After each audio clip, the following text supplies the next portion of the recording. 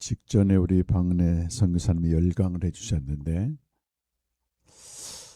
작년 7월 달에 저희가 마다가스카르 가서 이제 현지 목회자들에게 복음을 전했습니다. 한 4일 동안 다들 목사님들이시고, 거기도 이제 교회들이 다 있고, 예수님은 어떻게 믿냐면 복음으로 믿는 게 아니고 우리를 지켜주시는 수호신이다, 우리를 도와주시는 분이다, 이 정도로 열심히 복음을 전하는 그런 목사님들이 많았습니다. 근데 우리 방선교사 그때도 강의를 했는데 통역을 해서 에덴 사건을 얘기를 했어요. 죄의 세력이 숨어 있다가 로마서 7장 11절 보면, 죄가 그건 일반적인 죄를 말하는 게 아니고 죄의 힘을 얘기하는 겁니다. 그래서 우리가 한국 교회가 요즘은 좀 그 얘기를 많이 해요. 근데 지금까지는 죄하게 되면 행위적인 죄를 많이 했어요. 저질러진 죄를 용서하고 회개하고 이렇게 많이 했는데, 정말 중요한 거는 죄의 힘입니다. 죄의 세력이라고도 말하고, 이 죄의 세력은 죄를 짓게도 하지만 자기를 주장하게 만들어서 우리를 속여서 사망에 이르게 하는 결정적인 일을 하거든요. 로마서 7장 11절 보면 이 죄의 세력, 죄가 계명이 주어지니까 기회를 타서 공격을 하는 거죠. 나를 속이고 나를 사망에 이르게 하였도다. 그러니까 이 죄의 세력은 숨어 있다가 계명이 주어지게 되면 속이고 사망에 던지는데, 최초로 나타난 죄의 세력이 에덴 동산인 겁니다. 근데 어떻게 속이냐면 말씀을 정확히 알지 못한 여자를 속이는 겁니다. 첫 번째 계명은 이 동산 중앙에 있는 모든 나무의 열매는 먹되 선악을 알게 하는 나무의 열매는 먹지 말라. 먹는 날에는 반드시 죽으리라. 정확하게 되어 있습니다. 근데 여자가 어떻게 알고 있냐면 먹지도 말고 만지도 말라 그랬다. 앞에 뭐라고 붙였냐면 하나님의 말씀에 그랬다는 거예요. 하나님의 말씀에 그랬다. 그리고 반드시 죽으리라 그랬는데 죽을 수도 있다. 이 죄의 세력 여자를 완전히 속여가지고 사망으로 던져버린 그 사건을 로마서 7장 11절에서 말씀하고 있습니다. 그래서 우리가 기독교 신앙의 핵심 진리라고 하는 복음, 이것을 애매하게 알고 있게 되면 이것이 복음이다, 여자 말대로 이것이 하나님 말씀이다, 이것이 복음이다 하면서 속임당해가지고 사망으로 던져버립니다. 오늘날 교회 현상을 보게 되면 교회 안에 사망의 증상들이 굉장히 많습니다. 가장 큰 사망의 증상은 하나님 노릇하는 겁니다. 자기를 주장하게 되고, 자기를 주장하기 때문에 교회 안에 다툼과 분열과 시비가 일어나게 되고, 교회가 완전히 죄의 세력의 농락거리가 되고 있는 것입니다. 원인을 많은 데서 찾지만은 이 본질적인 원인인 죄의 세력에 속임당하는 걸 해결하지 못하면 절대 교회는 회복이 안 됩니다. 그래서 나중에 사도 베드로가 오순절 메시지를 하면서 마지막 결론 부분이, 온 이스라엘 백성아 너희가 확실히 알아야 된다. 그리스도에 대해서 확실히 알라. 너희가 십자가에 못 박은 예수를 하나님이 주와 그리스도가 되게 하셨느니라. 이게 온 이스라엘 백성들이 예수를 확실히 몰랐다는 거예요. 저 예수는 우리에게 축복해주고 우리를 보호해주고 다윗 왕처럼 이 지상 천국을 만들어서 잘 살게 해주는 그 예수로 알고 따라갔는데, 성경에서 증거한 예수는 전혀 그 예수가 아니란 말이에요. 확실히 몰랐던 겁니다. 확실히. 그걸 이제 성령이 강하게 역사하니까 그 사람들이 어찌할꼬 하면서 회개해가지고 다시 돌이키잖아요. 그러니까 우리의 첫 번째 회개는 뭐냐면, 오순절 사건의 가장 핵심은 성경이 증거하는 그리스도를 베드로가 선포한 거하고, 그걸 제대로 알지 못했기 때문에, 확실히 몰랐기 때문에 예수를 십자가에 못 박은 그 죄를 회개시킨 거하고, 그래서 그 다음에 교회가 세워지는 것입니다. 그래서 우리가 오해하듯이 오순절 사건은 기적과 표적이 아니고 본질이 성경이 증거하는 그리스도를 정확히 알지 못한 이들을 회개시켜서 진짜 교회를 세우는 것입니다.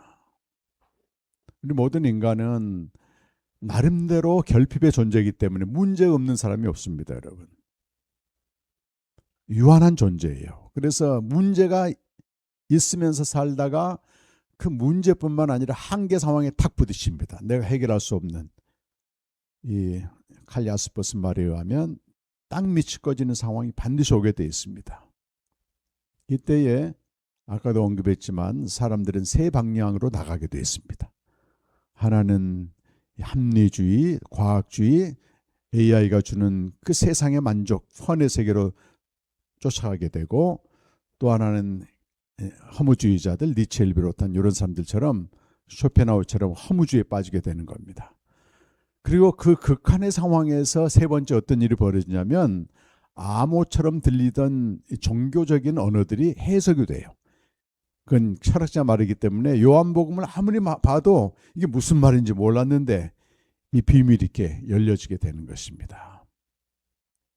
이 복음 생명 캠프는 그와 똑같습니다. 여러분 그 입시를 가면 대치동의 그 학원가에서 단기간 논술 시험 봐가지고 명문대 스카이대 들어가려고 보잖아요.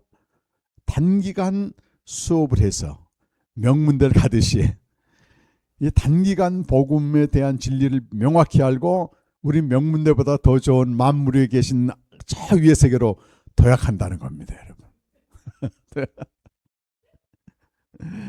덴마크 철학자인 키에르케고르가 있었는데 천재입니다. 그 사람 천재.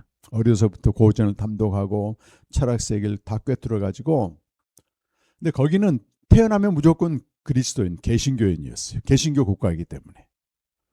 그 성경을 깊이 묵상을 하는데 말이죠. 어떤 문제가 생겼냐면 성경에서 말하는 기독교와 공적 기독교라고 당시에 어떤 공교회가 있을 거 아니겠어요? 공적 기독교가 너무 다른 거예요. 그런데 아무 생각 없이 다니는 사람은 문제가 안 돼요.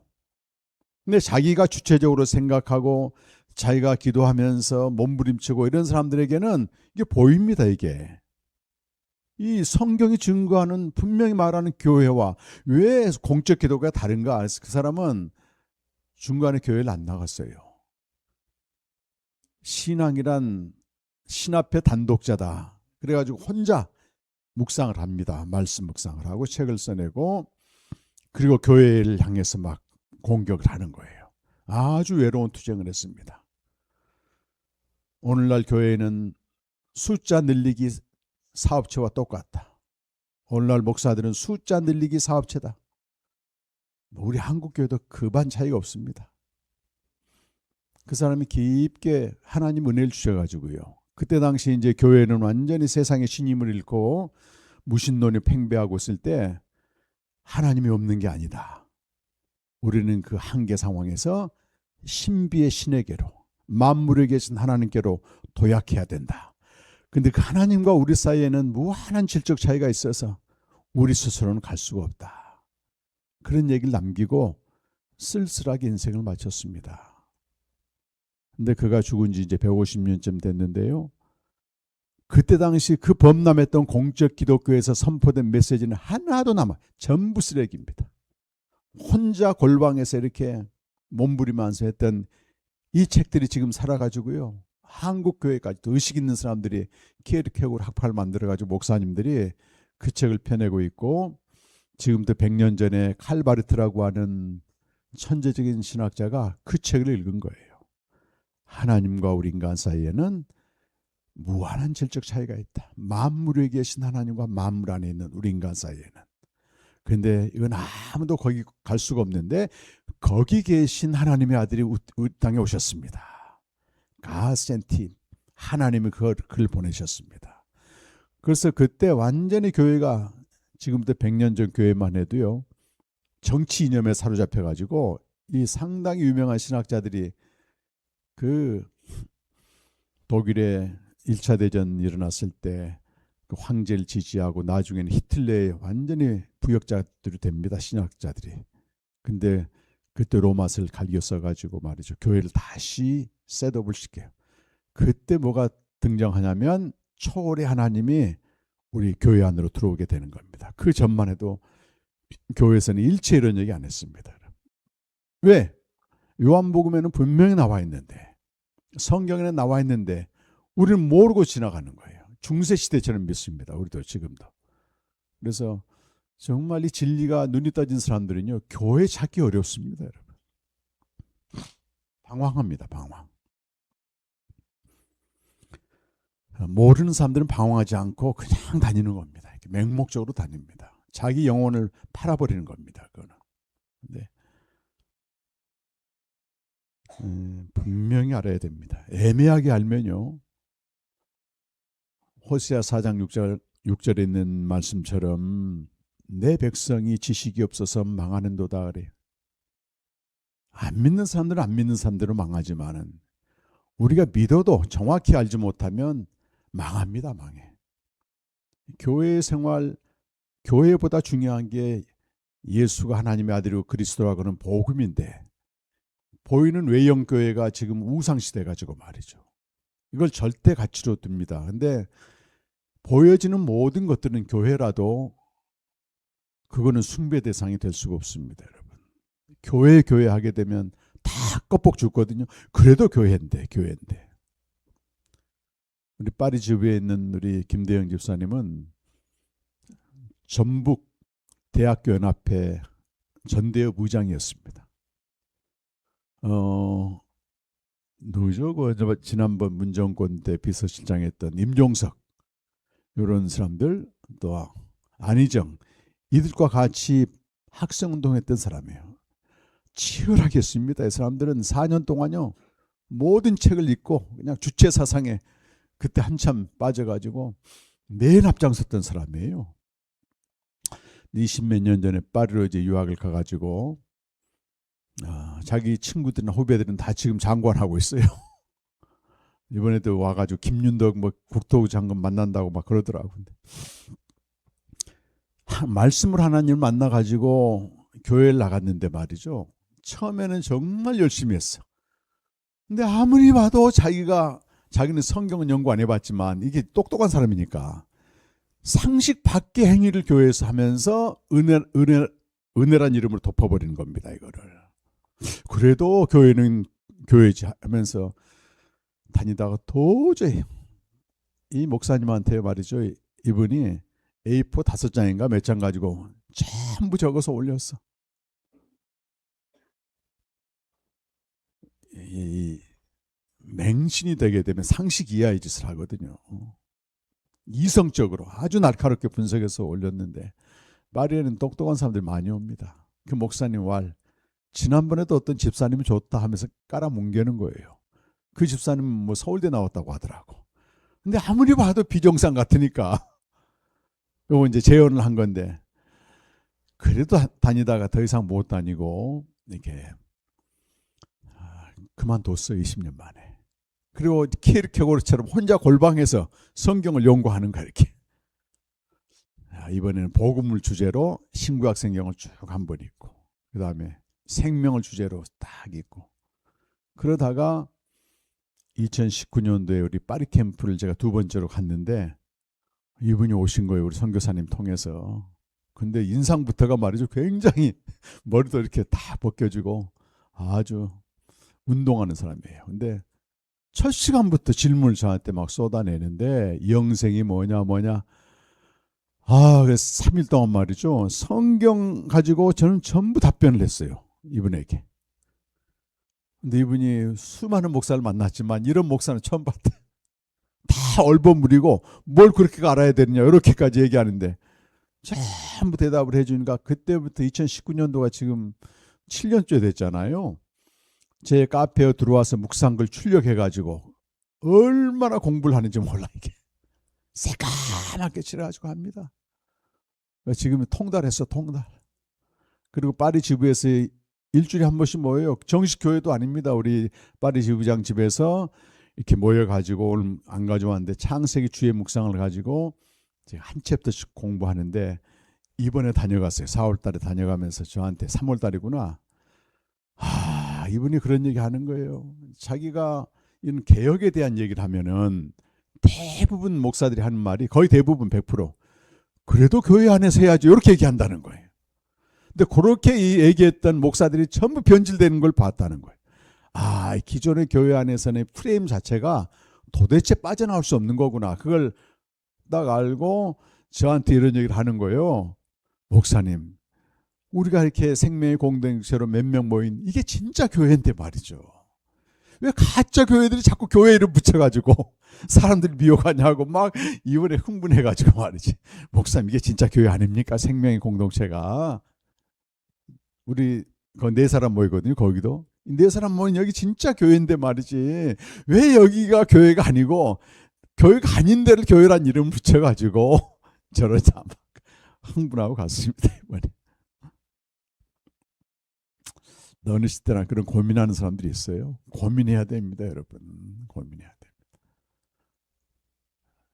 학교는 열심히 다니지만 공부를 하나도 안 한다고 생각해 보세요. 학교만 열심히 왔다 갔다 해. 이렇게. 그럼 부모가 속이 타지. 근데 교회만 열심히 왔다 갔다 하고 일만 하지. 선생님 심부름만 하지. 공부를 안 한다고. 진리가 뭔지 성경에 한 번도 읽어보지도 않고 이렇게 다니면 학교만 열심히 다니고 공부 안 했을 때 속 터지는 부모보다도 하나님 아버지가 더 가슴이 찢어지는 겁니다. 히브리서 5장 12절 이하 보게 되면 어린아이와 장성한 자의 차이가 뭐냐면 어린아이는 평생 얻어먹는 사람이야. 계속 듣기만 해. 배우기만 해. 장성한 자는 다른 사람을 가르치는 사람이라. 다른 사람을 가르쳐야 돼요. 이 복음 생명의 진리를 깨닫고 가르쳐야 됩니다, 여러분. 거기까지 가야 돼요. 거기까지. 창세전 이 세 가지 일에 대해서 우리 잠깐 들었는데 이 책의 가장 중요한 부분은 제가 프롤로그라고 하는 앞에 20페이지인가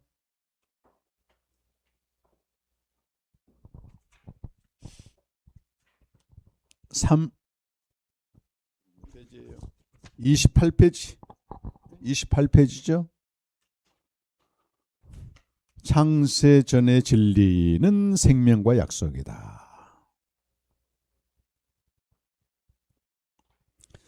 위에서부터 네 번째 줄 보면 성경에서는 하나님이 창세전에 세 가지를 하셨다고 증언합니다. 우리 아까 전 시간에 나눴어요. 첫 번째는 아들에게 생명을 주셨고 이 생명을 우리에게 주겠다고 약속하셨고 이 약속을 이루기 위해 아들을 보내시기로 미리 정하셨다. 이 세 가지를 하셨다는 겁니다.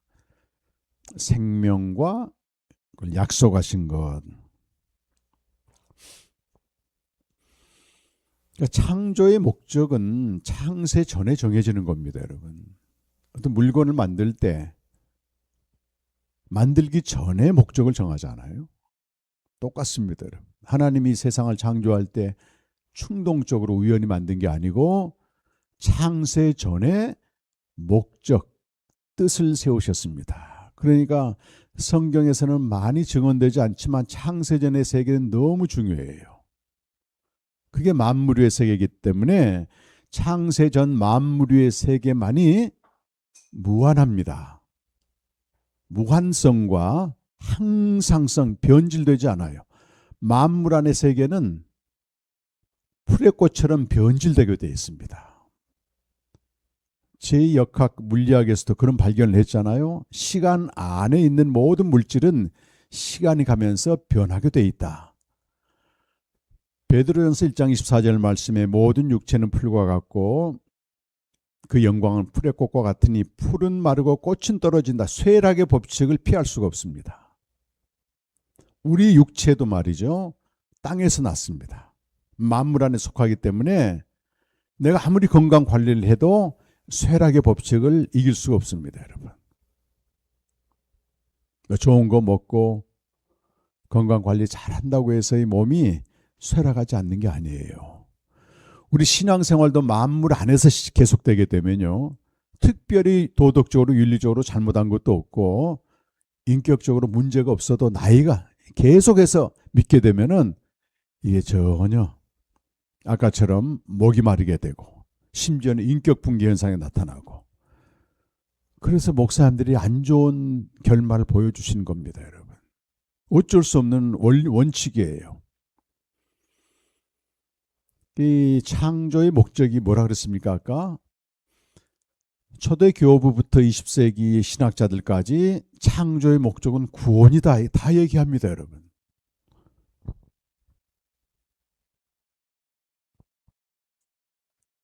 이 말도 혹시 처음 들어본 사람 있어요? 창조의 목적이 구원이다. 그만큼 우리가 모르고 믿는다는 겁니다.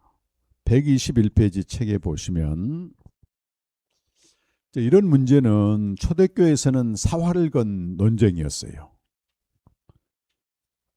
121페이지 보면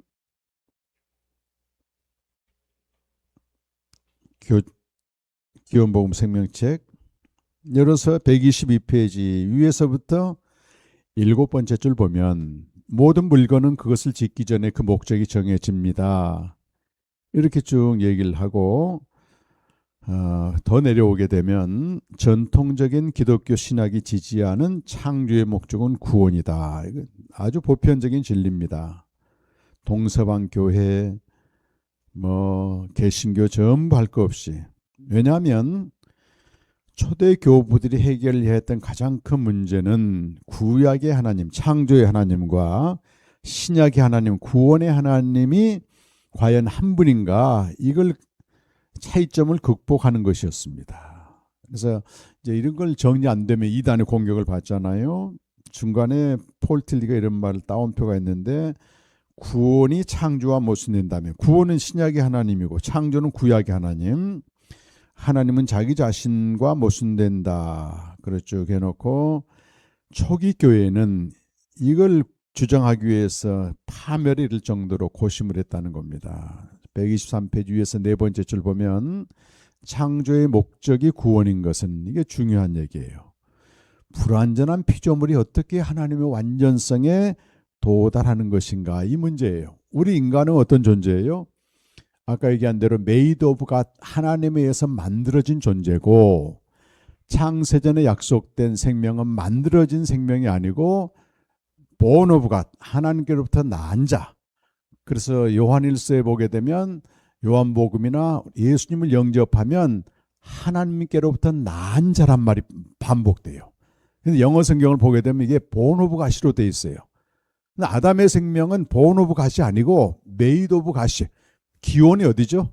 땅입니다. 땅.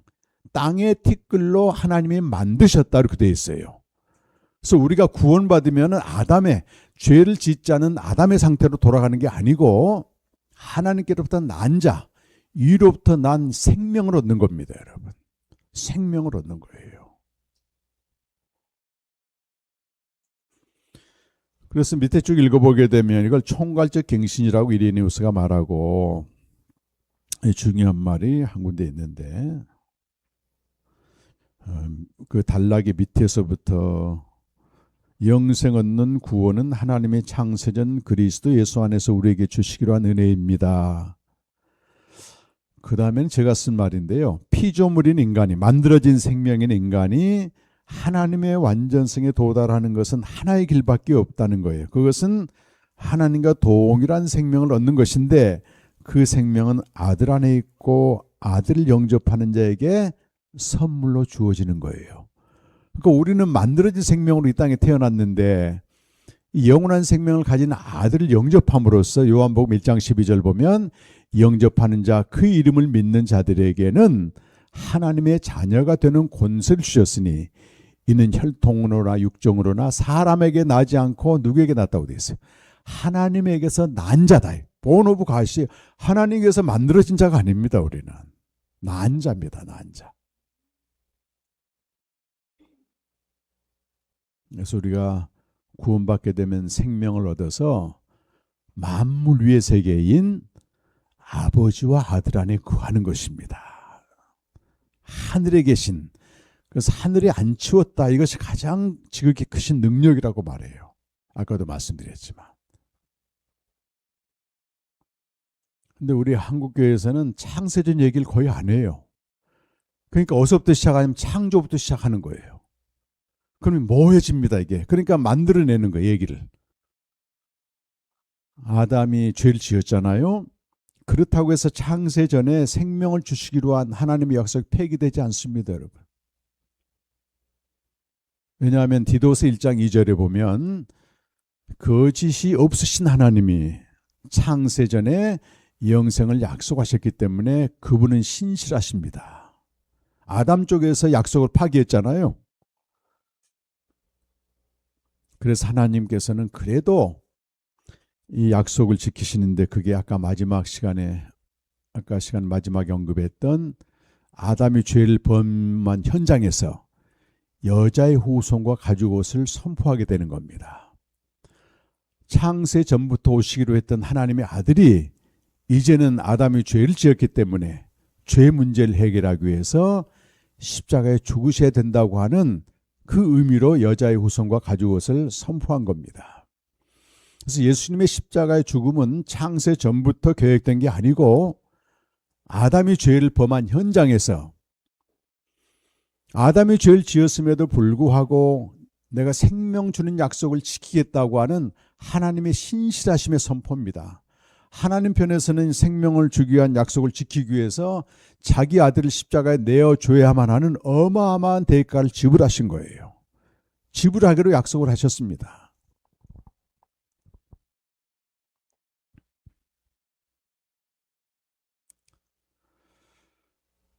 이 창세전에 이 두 가지 진리, 세 가지 진리죠. 생명과 약속을 모르게 되면 이걸 계시라고 말하고 신앙의 기초가 없어집니다. 계시입니다, 이거는. 종교개혁을 하면서 성경이 최고의 권위라고 하는 걸 인정을 해줬잖아요. 개신교는 특히.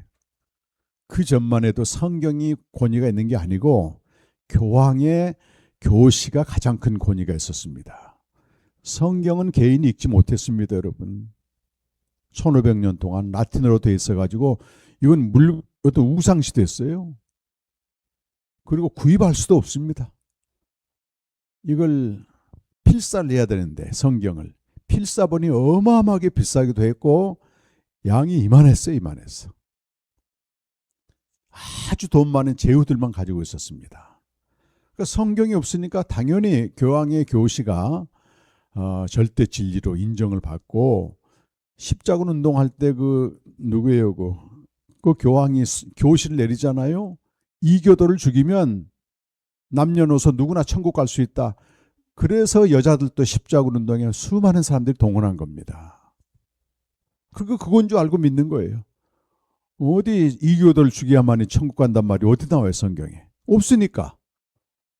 교황이 정치적인 목적으로 이렇게 했는데 그 수많은 여인들이 가면서 뭘 당합니까? 전부 끔찍한 일을 당하면서 다 죽습니다, 여러분.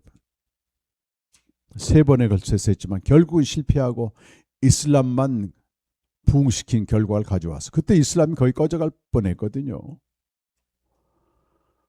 근데 종교개혁을 하면서도 마찬가지입니다. 면벌부라고 하는 연옥이라고 하는 중간 상태, 사람이 죽으면 가는데 열심히 남아있는 사람들이 그 죽은 조상들을 위해서 기도해주고 또 베드로 성당 짓는데 필요한 그 면벌부 사면 그 대기 시간에 단축돼서 빨리 그 연옥을 단축해가지고 보낸다. 이 말도 안 되는 얘기를 하거든. 근데 마틴 루터가 성경 교수인데 자기가 그 비텐베르크 대학에서 가르치다 보니까 이거 말도 안 되는 거예요. 그래서 어느 날은 95개 조항을 딱 대학 정문에 걸어놓고 우리 토론 좀 해보자. 교황 말이 맞나? 성경 말이 맞나? 그래가지고 결국 이제 그 전만 해도 성경 번역을 몇 번 윌리엄 틴델이 했다가 화형당했잖아요. 어떻게 평신도들이 감히 성경을 읽냐 해가지고 번역도 못하겠어요. 영국의 그 100년 전에 윌리엄 틴델이 영어로 번역하다가 번역해야 읽으니까 까막눈이니까 그러다가 화형당하고 다시 루터가 그렇게 외치니까 그 루터는 어거스틴 수도의 수도사입니다. 원래 수도사였는데 여기저기 파송을 시키는 거예요. 어거스틴 수도에 교황청에 연락 와서 파직시키라고 경고하라고 해서 이제 루터를 파직시키려고 모였는데 그때 루터가 외친 겁니다. 모든 권위는 성경에서 나오지 교황에 나온 게 아니다. 성경이 있어야지 사람들이 알아듣지. 근데 루터가 1517년에 그 종교개혁을 했는데 그로부터 한 60년 전인 1450년에 구텐베르크가 인쇄술을 발견합니다, 여러분. 인쇄술을 발명한 다음에 제일 먼저 찍은 게 성경이에요, 성경. 그때 그 교회사가들이 연구해 보니까 그 전만 해도 성경 한 권이 구하기도 어려웠지만은 우리나라 돈으로 5억 원이었대, 5억 원. 지금 환산해 보면 5억 있어요, 5억 원. 제후들만 가지고 있는 거예요. 근데 구텐베르크가 성경을 딱 찍어내니까 100만 원으로 떨어져요, 100만 원. 그리고 웬만한 사람들이 성경을 가질 수 있었던 거예요. 그 제후들이 그렇게 이제 다른 수도사들이 성경을 가지고 있는 상태에서 외치니까 이게 먹혀 들어간 겁니다. 자기들도 봐보니까 맞거든. 그래서 루터를 정죄하려고 모였던 어거스틴 수도회원의 상당히 많은 수도사들이 루터의 지지자가 된 거야. 그래서 모든 권위가 성경에 있다는 종교개혁의 3대 표지가 나온 겁니다. 오직 은혜로, 또 오직 성경으로, 오직 믿음으로 이렇게 나오는 거잖아요.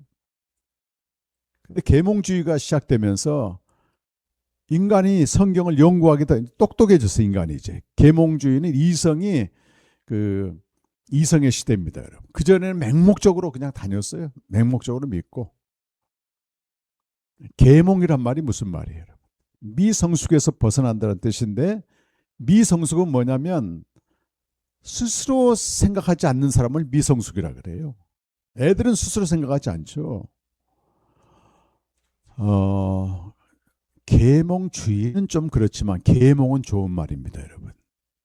우리 한국 이만큼 민주화되고 또 잘 살게 된 것은 정말 계몽돼서 그래요, 여러분. 어쨌든 이승만 박사가 남녀 차별 없애면서 전부 교육을 시켰잖아요. 이승만 박사는 다른 면에서는 비난받을지 몰라도 하와이 가서 있으면서 여성들을 전부 대우하면서 학교를 세웠습니다, 여러분. 이 박사가 제일 처음 했던 게 이런 문맹률 퇴치예요. 계몽이 되니까 사람들이 의식이 생겨나는 겁니다. 지금도 아프리카 가보면요, 안타까운 게 뭐냐면 학교를 안 보내요. 학교 7, 8살 때, 5살 때부터 전부 일 시킵니다. 방치한다고. 그러니까 정부가 무슨 짓을 해도 감각이 없어요. 감각이. 계몽은 깨어나는 거 좋은 거예요, 여러분.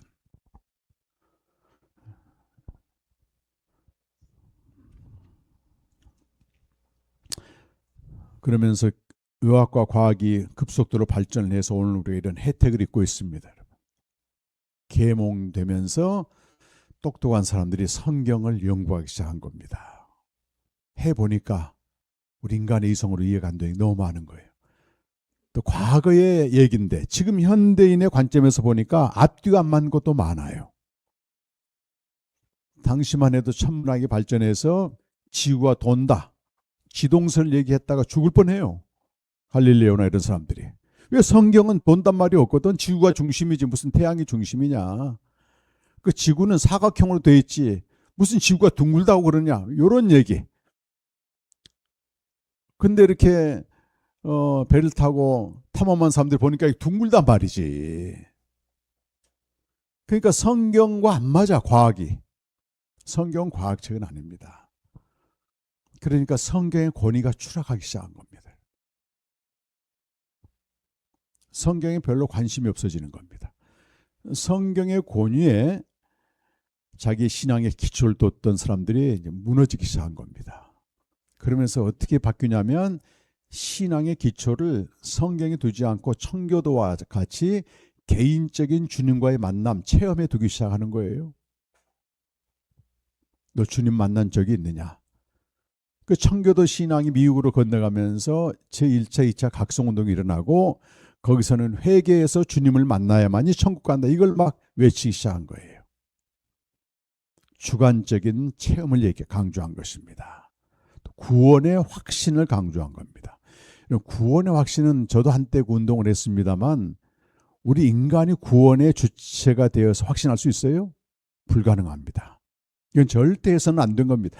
종교개혁자들은 구원의 확신을 어떻게 인간이 해? 난리 나는 겁니다. 근데 실오라고 잡아야 되니까 당신 구원 확신이 있느냐 이렇게 묻는 거예요. 그걸 우리나라 같은 경우는 구원파에서 시작했습니다. 여러분. 정통 교단도 아니에요. 그러니까 따라하는 거야 사람들이.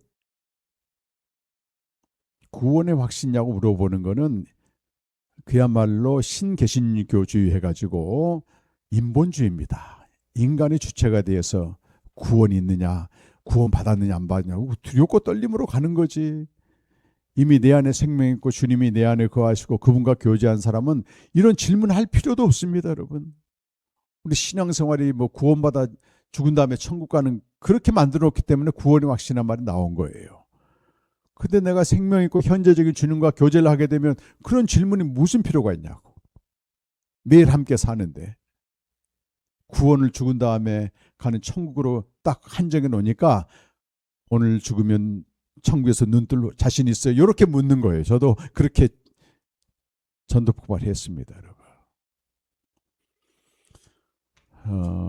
그래서 판넨베르크라고 하는 20세기 중반의 탁월한 신학자가 그런 사람들은 100년에 한두 번 나올까 말까예요. 바리스도 그렇고. 근데 기독교가 워낙 욕을 먹어가지고 자기가 이제 고등학교를 들어갔는데 그렇게 들은 거예요. 니체라고 하는 사람이 엄청난 영향을 미친 사람이거든요. 지금도 니체 사상이 우리 한국교회, 한국 사회의 니체 책이 80권이 넘습니다. 니체를 극복해야 됩니다. 복음에서는. 지금 이번에 이 기원복음 생명책 내 얘기를 다 담아놨어요. 왜 이 사람이 할아버지도 아주 신실한 목사였고 아버지도 목사였는데 이렇게 신은 죽었다고 하면서 교회를 사정없이 비판했는가? 니체가 비판한 교회는요 참 교회가 아닙니다. 만물 안에 갇혀서 끔찍한 일 저지르고 있는 그 교회가 교회를 비판한 거예요. 거기는 신이 이미 없다 말이지. 그 교회마다 찾아다니면서 장송곡을 불러요. 이미 신은 죽었는데 하나님 안 계신데 뭔 예배를 드린다고 하고 있느냐 그렇게 얘기하는 거예요. 아주 깨어있는 사람이에요. 그 사람은 천재입니다. 천재. 정말 니체는. 그러니까 어마어마한 책을 쓰고 해독도 잘 못해. 니체의 책은 후대에서 해석합니다. 후대. 자기는 진짜 이거 진리인데 아무도 안 알아주는 거예요. 나중에 미쳐버리잖아요. 니체 심정은 조금 알 것 같아. 이거 진짜인데 말이지. 왜 내 말 안 듣냐. 그러면서 마지막으로 쓴 게 에코모 보라 이 사람을 예수 그리스도 자기와 예수 그리스도를 일치시킵니다. 예수도 저렇게 진리를 전했는데 아무도 안 알아주고 떠나지 않았느냐. 그 친구인 오버백이 니체가 미친 광경을 봤습니다. 여러분 40세 좀 못 돼서 이제 정신병원에 딱 들어갔는데 말이죠. 그때 정신 착란이 와요. 근데 니체가 뱃노래를 부리면서 피아노를 치는데 너무 행복해 보이더래. 벗어난 거지. 벗어난 거지. 그렇게 핍박을 당하고 욕을 먹고 자기는 진리를 알았다고 하는데 아무도 안 알아주고 있었는데 10년 동안 어린아이처럼 있다가 떠났다고 하더라고. 근데 그 애연했어요. 앞으로 이 세상의 사상은 니체 전과 후로 나눠질 거다. 근데 진짜 그 말이 진짜가 됐어요. 그 이후로 100년 동안 지금 포스트 모던의 모든 사상은 니체에서 가져온 겁니다. 이 해석자들입니다. 거의 철학자들도 보면은 뭐 데리다, 라깡 이런 사람들 보면 전부 니체 해석자들이에요. 그런데 그 신실한 가문에서 이런 돌연변이가 나오냐고. 근데 들어야 됩니다. 그 사람의 말을. 여러분. 왜 그가 그런 얘기를 했는지. 판넨베르그가 그랬어요. 고등학교에 딱 갔는데 그런 얘기를 들은 거예요. 니체가 말하기를 세상이 이렇게 비참하게 된 것은 기독교 때문이다. 자기는 너무 충격을 받았어요. 그 말에.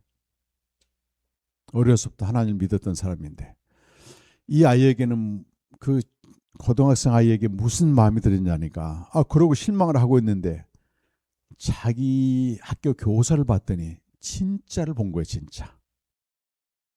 그러면서 기독교가 저게 전부가 아니다 이런 생각을 하게 되죠. 그때부터 자기는 철학과 신학을 연구해서 진짜 기독교가 진리인 걸 밝혀야 되겠다.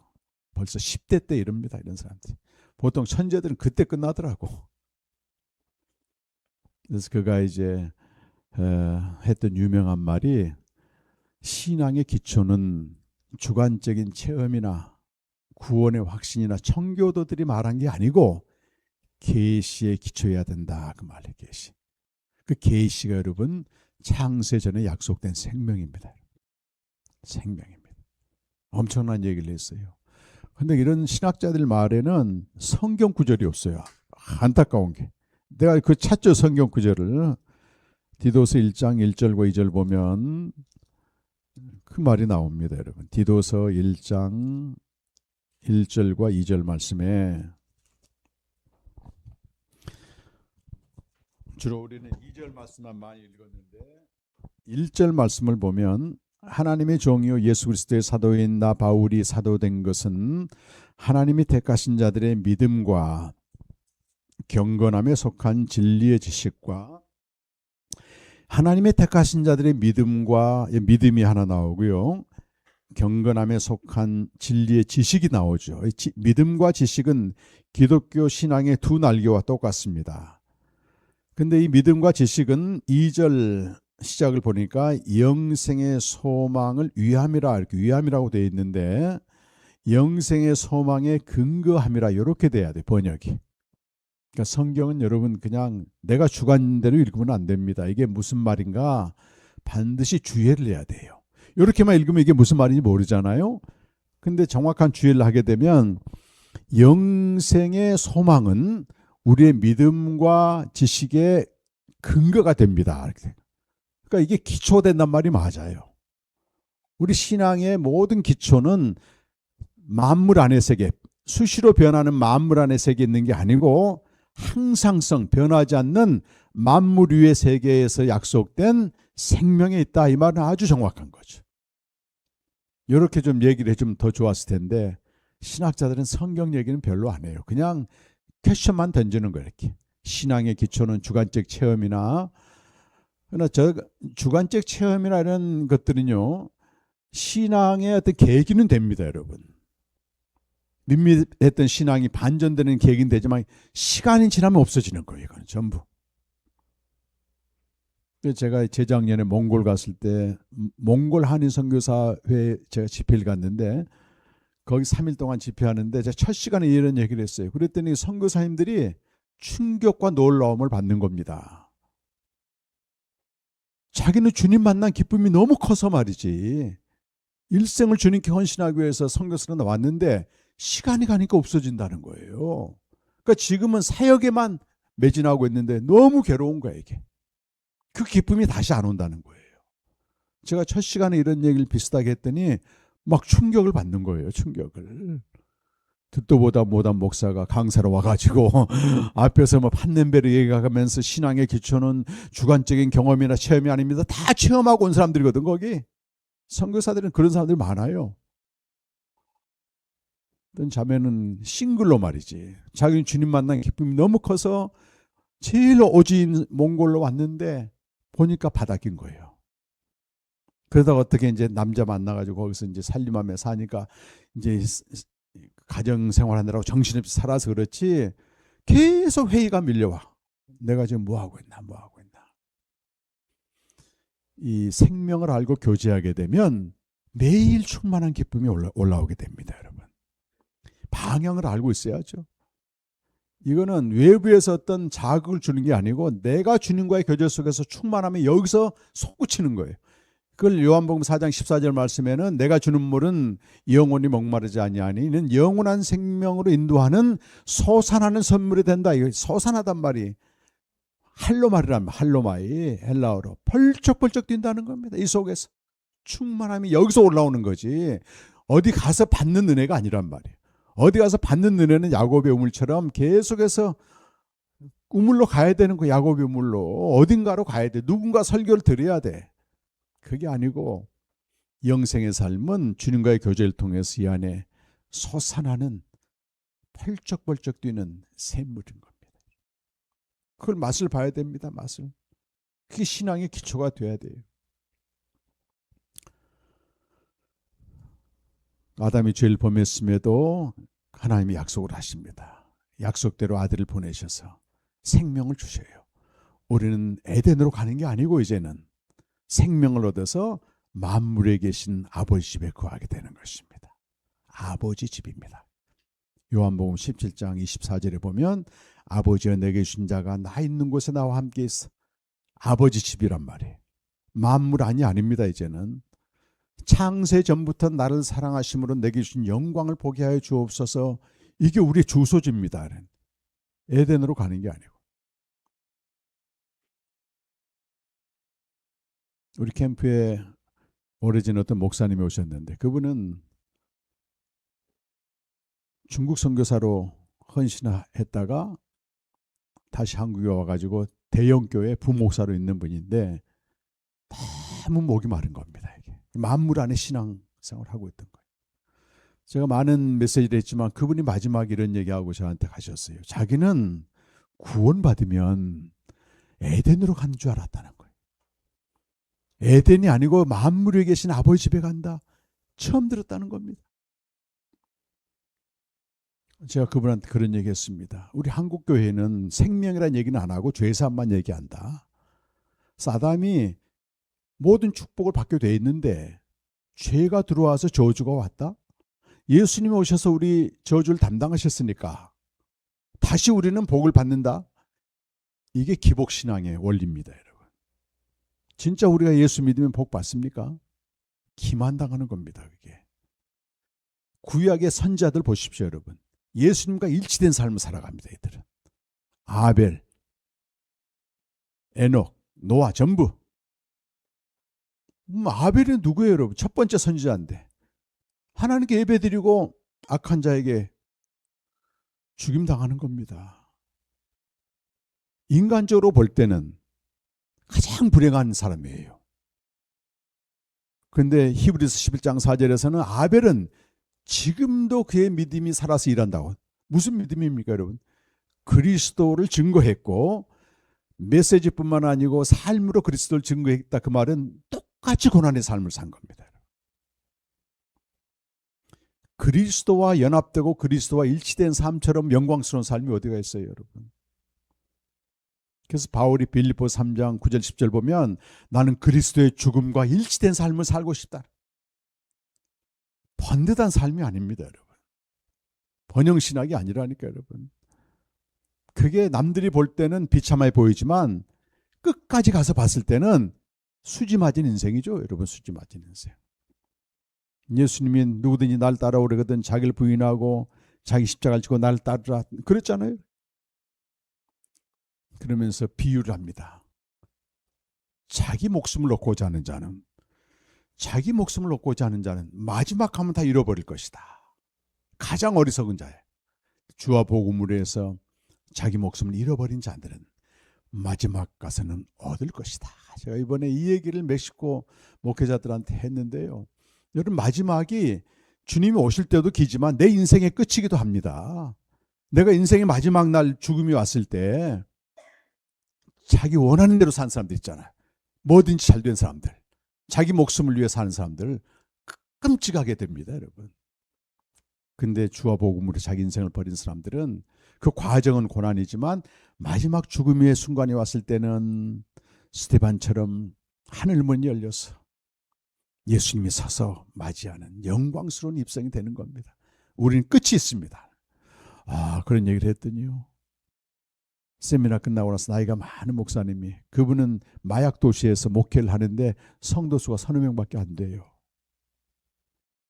괴로운 거예요. 막 표정 나타나고 막 오순절이다 뭐다 해가지고 으쌰으쌰하는 교회에 있는 사람이 모이는데 자기는 몇 명이 안 돼, 이게. 그런데 이번에 이분이 너무 은혜를 받고 말, 두 번째 왔는데 2,000km 떨어진 데서 왔어요. 이분은 기다리고 있었던 겁니다.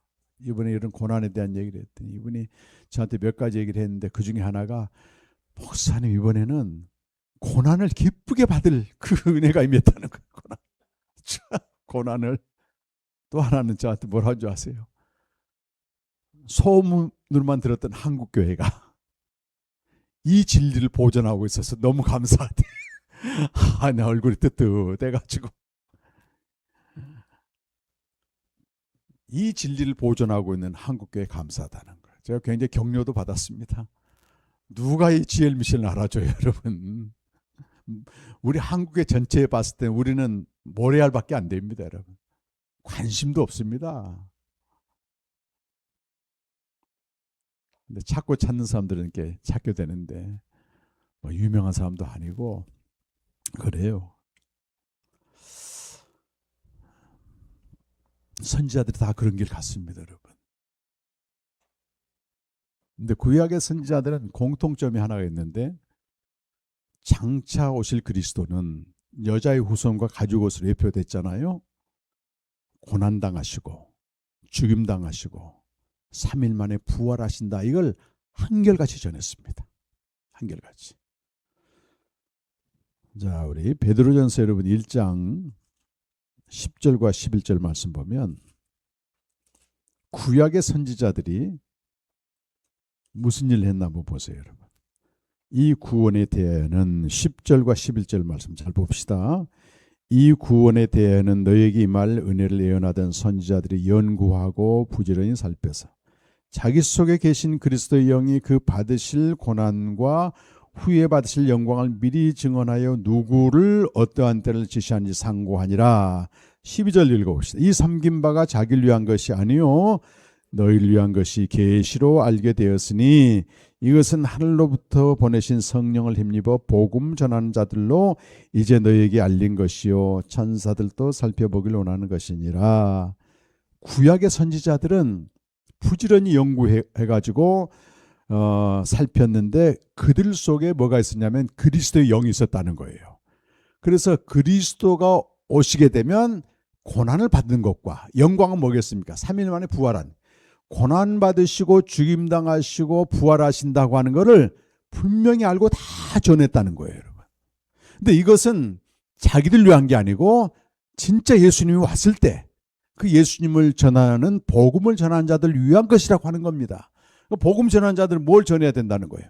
저 예수란 분이 구약 성경이 증거한 대로 고난당하시고 죽임당하시고 부활하신 그 그리스도라고 하는 것을 전해야 된다고 하는 거예요. 다른 그리스도는 전부 가짜예요, 여러분. 가짜입니다. 근데 내가 알고 있는 그리스도가 누구냐 말이에요. 구약의 선지자들은 삶과 실제적인 고난받는 삶과 메시지로 장차 그리스도가 오시면 고난당하시고 죽임당하시고 부활하신다. 그걸 전했습니다. 가짜 그리스도도 많았어요. 마태복음 8장에 한번 가보면 마태복음 16장인데 마가복음 8장 보면 그 예수님이 이제 3년 사역을 그 마지막 마칠 때쯤에 이제 예루살렘으로 올라가면서 그렇게 물었잖아요. 사람들이 날 누구라고 하느냐 물었어. 27절에 보니까 빌립보 가이사랴에서 물었어요. 28절에 제자들이 세례 요한 엘리야 선지자 중 하나를 이렇게 합니다. 그랬더니 29절에 제자들 향해서 너희는 날 누구라 이렇게 묻습니다. 여러분. 이 질문 신약 성경에 예수님의 질문이 300번 나옵니다. 300번. 280번에서 330번 사이인데 우리 한국 문화는 질문을 안 해요. 이게 무서운 겁니다, 여러분. 질문을 해. 당신은 예수를 누구라고 고백합니까? 우리가 개인적으로 대답해야 되는 겁니다, 이거는. 우리 심지은 자매님, 예수가 누구라고 고백하냐. 물어, 이렇게. 내가 엄마 얘기를 하는 게 아니고 내가 대답을 해야 되는 거예요. 내가. 베드로가 뭐라고 대답합니까, 여러분? 그리스도입니다. 정답을 얘기했습니다. 그때 예수님 뭘 하시냐면 그 다음 절에 31절에 읽어봅시다, 여러분. 인자가 많은 고난을 받고 장로들과 제사장들과 서기관들에게 버림받아 죽임을 당하고 사흘 만에 살아나야 할 것을 비로소 그들에게 가르쳤다. 그 말은 여기 고난당하고 죽임당하고 부활한다는 말은 구약 성경에서 선지자들이 미리 다 증거한 그리스도의 길을 얘기하는 겁니다. 그렇죠? 그걸 비로소 알려준 거예요 지금. 그러면 베드로가 성경이 증거하는, 선지자들이 증거하는 그리스도를 확실히 알았다면 예수님이 이 말씀하셨을 때 아멘 그래야 되잖아요. 아멘. 근데 베드로의 태도가 완전히 바뀌어버렸고, 이 32절 보세요. 드러내놓고 이 말씀을 하시니, 베드로가 어떻게 해요? 예수님을 붙들고 항변했단 말은 아주 완곡한 표현이에요. 유교적인 문화를 갖고 있기 때문에 이렇게 하는 겁니다. 원문에는 뭐라고 되어 있냐면 예수님을 한쪽에 밀어붙이고 꾸짖었다 이렇게 돼서 꾸짖었다.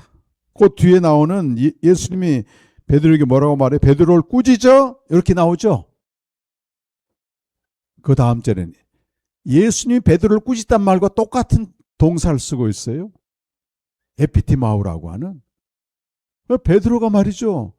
분명히 입으로는 그리스도로 고백했는데 예수님이 나는 성경대로 선지자들이 증거한 진짜 그리스도를 간다고 얘기하니까 딱 뒤집어진 거예요. 이게. 세상에 예수님을 꾸짖는다니까. 귀신 다루듯이 다루는 거예요. 사람이 이성이 이르면 이렇습니다, 여러분. 예수님이 돌아보면서 뭐라고 말해요? 베드로를 꾸짖어 사탄의 내대로 물러가라. 여기서 뭘 봐야 되냐면 예수님이 사탄이 아니고 에덴에 출현했던 죄의 세력이 그리스도를 속이고 있는 겁니다. 지금 그걸 예수님이 보고 계신 거예요. 계명 중에 계명이 뭐예요, 여러분? 구약 성경은 한마디로 그리스도를 증거하고 있는 복음입니다. 복음. 모든 선지자들이 그리스도는 이렇다고 다 증거해 놨는데 사단이 뭐예요 지금? 죄의 세력에 개입해서 속이고 있는 거잖아요. 그리스도를 확실히 몰라요. 베드로가. 뭐라고 말합니까? 네가 하나님의 일은 생각지 않고 사람의 일을 생각한도다. 사람의 일을 위한 그리스도로 맹렬히 따라온 겁니다. 지금 베드로가. 하나님의 일은 뭐예요, 여러분? 하나밖에 없어요. 하나님의 일은 생명 주는 겁니다. 생명 주는 거. 요한복음 6장 29절에 우리가 무엇을 하나님을 하겠습니까? 그랬더니 날 보내신 이를 믿는 것이다. 생명 얻는 거 얘기했거든요. 예수님은 지금 성경이 증거하는 그리스도로서 죽으시고 부활하심으로써 그리스도가 되셔서 그를 믿는 자마다 생명을 주는 게 하나님의 일인데 그 일을 위해서 지금 가고 있는데 베드로는 뭘 꿈꾸고 있는 거예요? 세상의 일, 사람의 일. 아까 우리 권 목사님이 위에서 아래 그랬잖아요. 부와 명예와 성공의 길을 위해서 예수님이 따라간 거예요. 지금. 이게 속이는 겁니다.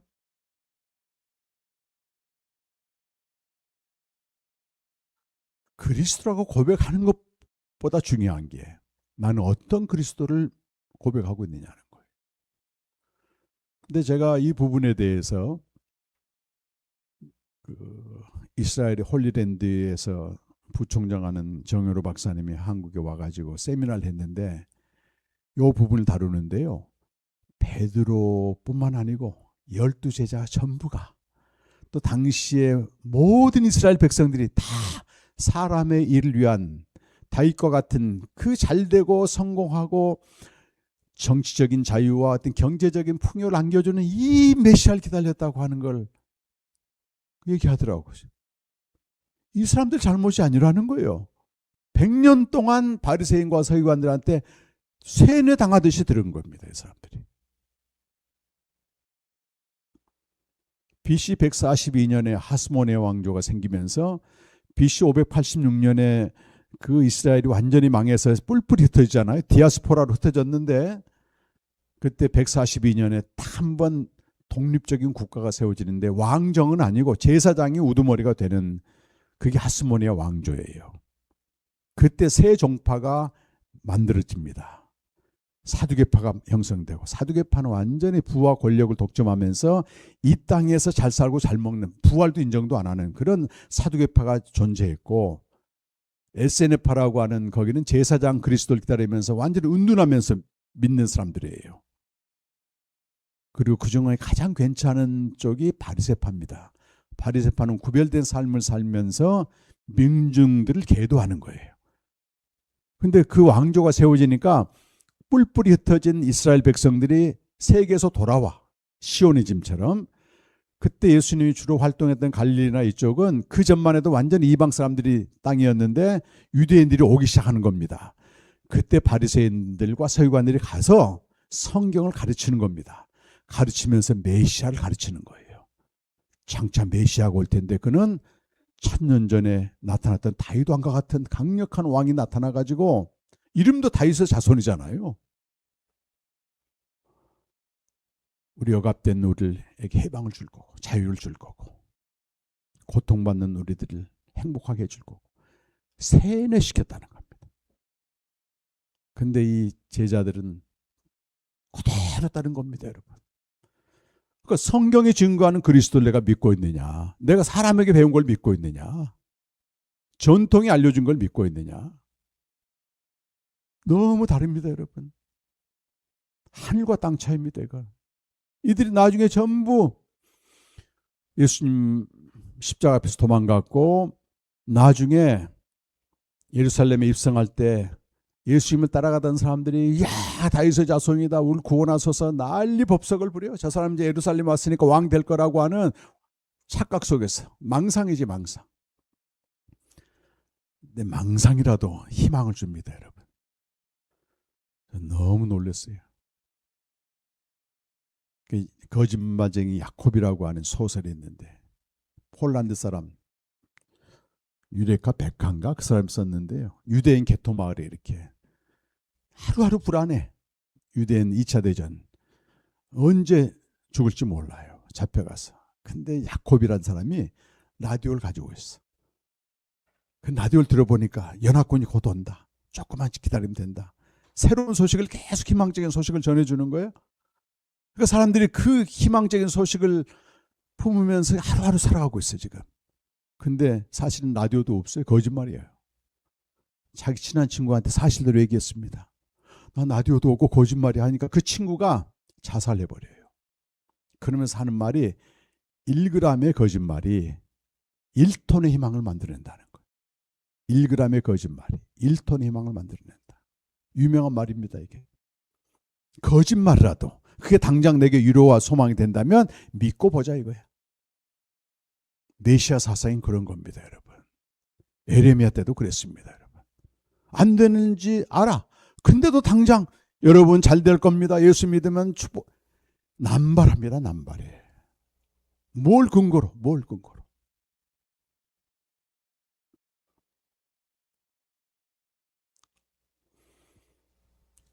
들어가니까 막 그런 환상 속, 소망 속에서 막 부르짖어. 그러니까 예루살렘에 있던 사람도 또 나와, 이렇게. 마태복음 21장 보면. 대체 저 사람이 누구길래 저렇게 너 모르냐? 저 사람이 바로 나사렛에서 나온 선지자란 말이지. 우리나라를 건져줄 자란 말이지. 조금만 기다리라. 한데 아무것도 안 하거든, 와서. 그러니까 환영하던 그 소리가 십자가에 못 박으라는 소리로 변합니다. 제자들은 도망가 버리고. 자, 누가복음 24장 보면 부활하신 예수님이 나타나셔서 엠마오 내려간 두 제자에게도 알려주셨고, 여기 12제자에게 24장 44절에서 48절까지 말씀 읽어보면, 부활하신 다음에 예수님이 하신 말씀이에요. 다 같이 읽어보겠습니다. 시작. 또 이르시되 내가 너희와 함께 있을 때에 너희에게 말한 바 곧 모세 율법과 선지자의 글과 시편의 나를 가리켜 기록한 모든 것이 이루어져야 하리라 한 말이 이것이라 하시고, 이에 그들의 마음을 열어 성경을 깨닫게 하시고, 또 이르시되 이같이 그리스도가 고난을 받고 제3일에 죽은 자 가운데 살아날 것과 또 그의 이름을 죄의 사함을 받게 하는 회개가 예루살렘에서 시작하여 모든 족속에게 전파될 것이 기록되었으니 너희는 이 모든 일의 증인이라. 아멘. 여기 45절 보니까 마음을 열어 지각을 열어 성경을 깨닫게 했는데, 성경이 모세 율법과 선지자의 글과 시편이 구약 성경입니다, 여러분. 뭘 깨닫게 하는 거예요? 이 성경을 보니까 그리스도가 오게 되면 고난당하고 3일 만에 죽임당하고 부활할 그 그리스도를 이때 깨달은 거, 이때. 저 위에 32절 보면 열마오로 내려간 두 제자들에게도 깨닫게 하는데요. 우리에게 이 성경을 풀어주실 때 우리 마음이 불타지 않겠느냐. 자기들은 성경이 증거하는 그리스도를 몰랐어요, 사실은. 그냥 듣고 배운 대로 그리스도가 오시게 되면 잘 살게 해준다고 하는 요것만 믿다가 그리스도가 딱 죽어버리니까 절망을 해서 엠마오로 내려가고 있었는데, 그리스도가 나타나서 이 더디 믿는 자들아 호통을 치면서 구약의 선지자들이 뭐라고 증거했더냐? 내가 바로 그가 진짜 그리스도가 아니냐? 이렇게 해주니까 그때 그들의 마음이 불타버렸다는 겁니다, 여러분. 그래서 돌아가던 길에서 돌아왔다는 거예요. 진짜 성경이 증거하는 그리스도를 내가 듣게 되면 내 영혼이 불타야 돼, 불타야 돼. 내가 그동안 그리스도를 잘 몰랐구나. 회개와 동시에. 그리고 사도행전 1장 8절 가니까 그대로 사도행전과 누가복음 똑같은 사람이 기록했습니다. 누가가 앞에 있는 걸 요약을 하는데, 우리 지금까지 읽었던 네 구절을 뭐라고 요약하냐면 1장 8절에서 이렇게 요약을 하는 거예요. 오직 성령이 너에게 임하시면 너희가 권능을 받고 예루살렘과 온 유대와 사마리아 땅끝까지 내 증인이 되리라. 아까는 예루살렘에서 모든 족속에게 이 일의 증인이 되라고 말하는 거예요. 이 일이 뭐예요? 성경대로 죽으시고 장사되시고 부활하신 그 그리스도를 전해서 생명을 얻게 하라고 하는 이 일의 증인이 되라고 얘기를 하고, 여기서는 간단하게 내 증인이 되라고 얘기하는 거예요. 교회가 왜 존재합니까, 여러분? 교회는 성경대로 죽으시고 장사되시고 부활하신 이 복음을 전해서 사람들로 하여금 생명을 얻게 하여 하나님 아버지 품에 들어가서 그분과 교제하면서 이 땅에서 그분이 주신 자원으로 주의 일을 하면서 자기 목숨을 잃어버리더라도 그 일을 하도록 만드는 것이 교회란 말이에요. 베드로가 정신이 이제 깨달았으니까 사도행전 2장에 진짜 성령이 임했습니다. 사람들이 모여드니까 외치기 시작하는 겁니다. 예수가 죽으신 것은 우연히 된 게 아니고 구약 성경에 선지자들이 증거한 대로 그는 고난당하고 죽으시고 부활하심으로 진짜 그리스도가 되셨다. 다윗이 이렇게 말했다. 선지자들이 이렇게 말했다. 모세가 말했다. 쫙 성경 가지고 자기 체험 한마디도 얘기하지 않아요. 예수님이 알려준 대로 했습니다. 그리고 마지막에 가서 온 이스라엘은 확실히 알아야 된다. 2장 36절이 그 말씀이죠. 결론이 36절에 2장 36절에 그런즉 이스라엘 온 집은 확실히 알아라. 그전에는 성경대로 몰랐던 거예요. 사람의 일을 위한 그리스도를 알았던 거예요. 너희가 십자가에 못 박은 예수를 하나님의 주와 그가 진짜다 말이지. 근데 37절에 그들이 이 말을 듣고 마음이 찔려 베드로와 사도들에게 어쩌면 좋을까? 우리가 진짜 그리스도를 못 박아버렸구나. 회개하라고 얘기하는 겁니다. 성령을 선물로 받을 것이라고 얘기합니다. 우리가 그리스도를 알 때 말이죠. 내가 원하는 예수와 내가 원하는 그리스도가 있습니다, 여러분. 그런데 예수님이 십자가에 못 박히실 때 이런 기도를 하셨어요. 아버지여, 저들은 용서해달라고. 자기들이 무슨 일을 하는지 모르니까 용서해달라고 하는. 무슨 일을 했습니까? 진짜 그리스도를 못 박아버린 그 일을 했잖아요. 예수님이 용서의 기도를 드렸기 때문에 우리가 언제라도 예수님을 잘못 알고 있었는데 돌이키게 되면 용서를 받는다는 것입니다. 그 다음에 교회가 세워지는 겁니다. 교회는 이 목적으로 세워지는 것입니다. 그냥 사람 모여서 인간을 위한 종교 기관이 절대 아닙니다, 여러분. 진짜 우리 한국교회, 제가 정현호 박사 얘기 들으면서 소망이 생기는 게 뭐냐면 한국교회 140년 됐어요. 우리 선배 목사님들이 나름대로 최선을 다했지만 뭘 가르쳤습니까? 때로 예수 믿으면 잘 된다는 기복신앙도 가르치고 능력도 가르치고 권능도 표적도 가르쳤지만 이게 절망이 아니에요, 여러분. 개인적으로 성령이 역사하게 되면 어느 날 눈을 뜨게 되는 겁니다. 아, 진짜 예수님은 말이지 구약 성경대로 죽으시고 부활하신 그리스도고 그를 믿으면 생명을 얻는구나. 제가 7, 8년 전에 그 정현옥 교수 얘기를 들으면서요, 상당히 소망이 생기더라고. 이 제자들도 성령이 왔을 때 이 진리를 알았듯이 우리 한국교회도 잘못된 그리스도관이 판을 치고 있지만은 그 그리스도로 사람의 일로 인해서 얼마나 많은 부흥을 일으켰습니까, 여러분? 사람의 일입니다, 이거는. 속고 있는 겁니다, 죄의 세력에게. 근데 이게 좋다 하면서 어마어마하게 빌딩을 짓고 아방궁을 짓고 이런 정신 나간 짓을 하고 있는데, 그거는 십자가에 예수를 못 박는 죄란 말이에요. 모르고 하기 때문에. 근데 언젠가 이 복음이 선포되고 진리 영으로 사람들이 깨닫게 되면 베드로처럼 돌이킨다는 겁니다, 여러분. 베드로도 모르고 따라갔잖아요, 여러분. 열심히. 이번 캠프가 터닝 포인트가 되시기 바랍니다. 확실히 알아야 됩니다. 애매하게 알면 당합니다, 여러분. 그래서 여러분 한 주 동안 그 영상을 또 보시고 하면서, 또 우리 목사님은 캐나다로 화요일 날 가셔야 되니까 카톡을 통해서 계속 보십시오, 영상. 책도 있으니까 한 사람이라도 말이죠, 베드로처럼 내가 사람의 일을 위해서, 저도 사람의 일을 위해서 정말 목숨 걸고 목회했어요, 여러분. 치유해주고 뭐한다 하면서 말이지, 모르고 한 겁니다. 모르고. 하나님이 심판하셔서 처박아 놓으시고 내 인생을 끝장내게 해놓고 그때 말씀이 깨달아지는 거예요. 그럼 제가 제일 많이 회개했던 게, 저도 마음이 이 사람들처럼 어찌할꼬 이거 큰일 났냐 말이지. 그리고 도서관에서 제가 논문을 쓰기 시작하는데요, 말씀의 기쁨이라는 책을 쓰는데, 거기서 막 두 가지 감정이 들어. 이거 어떻게 하면 좋냐 말이지, 한국교회를.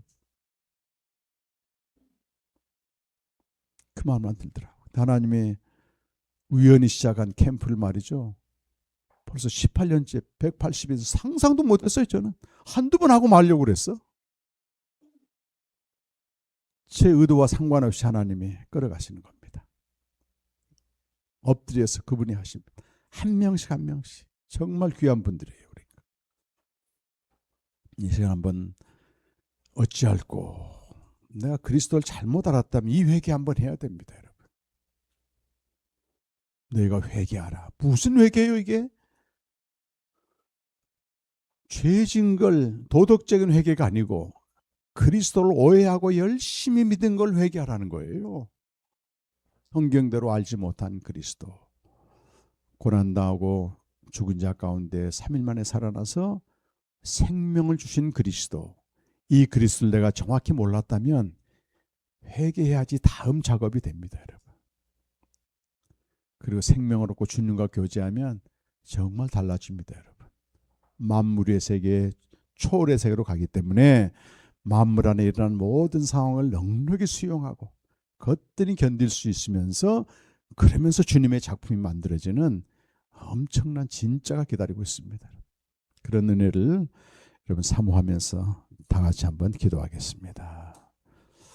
진리 영이 함께 하셔서 이 시간 오늘 들었던 말씀을 기억하면서 정말 성경이 증거하는 그리스도를 바르게 알고 생명으로 인도함 받을 수 있도록, 잘못 알았다면 어찌할꼬 회개하면서 하나님의 은혜를 구하는 그런 시간을 위해서 다 같이 한번 기도하겠습니다.